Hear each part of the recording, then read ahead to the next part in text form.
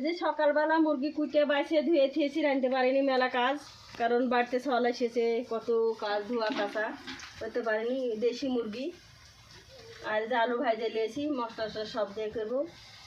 সময়ও কম, কারণ শরীর হয়ে গেছে কমা আর কাজ হয়ে গেছে বেশি। ও তো ব্যাটার বোতার এখন কাজ করতে পারবে না, ওকে করলেও যাবে না। এই যে বেলা 2টার কালে কিছু আমি রাঁধছি, আমার রান্নাটা কেমন হয় সাথে থেকে দেখি।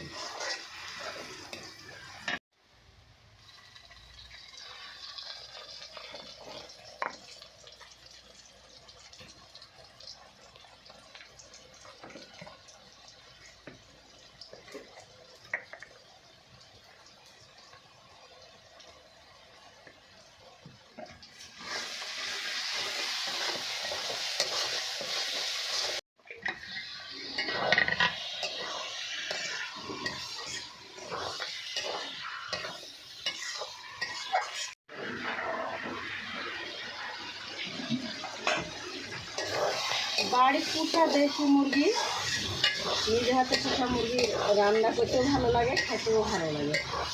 এই মুরগিটা আমার অতিরিক্ত চর্বি হয়ে গেছিল, একটাই মুরগি ছিল, তাও শেষ।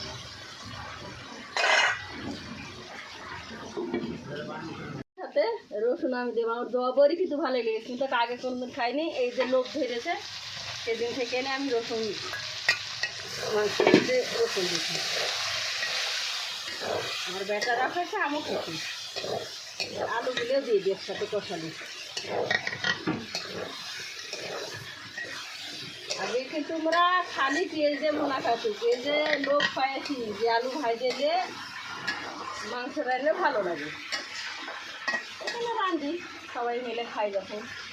আগের হিসাব আলাদা, এখন করার হিসাব আলাদা।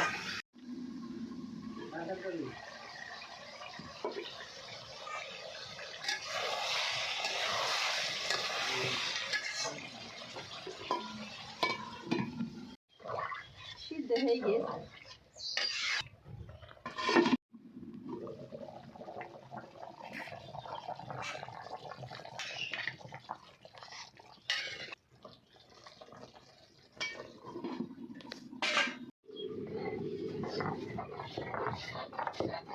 আমার শাশুড়িরা এইভাবে মশলা পিষে রাঁধতো, ভাজনা তুলে জিরে পেঁয়াজ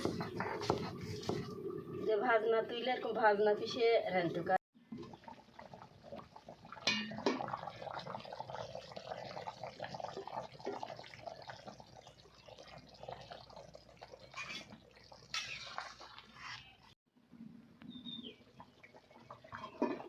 এই তো আমার রান্না শেষ।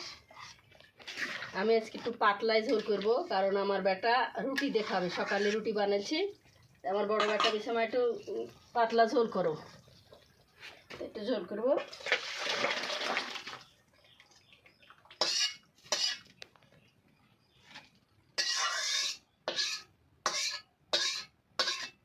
সবাই ভালো থাকবেন, সুস্থ থাকবেন, আমার কেন দোয়া করবেন। আল্লাহ হাফেজ।